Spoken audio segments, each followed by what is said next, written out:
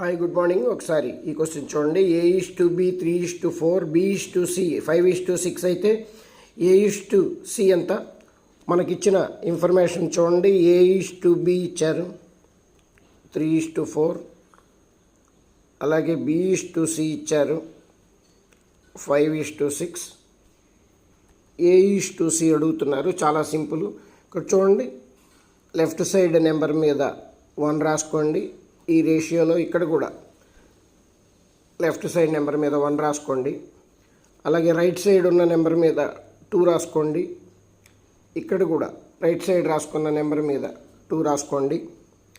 ఇప్పుడు 1ని 1తో మల్టిప్లై చేయండి. అంటే 3 × 5 15. అలాగే 2 రాసుకున్న రెండు నెంబర్లని మల్టిప్లై చేయండి. 4 × 6 24. ఇంకొంచెం సింప్లిఫై చేయొచ్చు. ఇక్కడ 3 టేబుల్ 5 టైమ్స్, ఇక్కడ 6 టైమ్స్ క్యాన్సిల్ అవుతుంది. 5:6 ఆన్సర్. A:C = 5:6.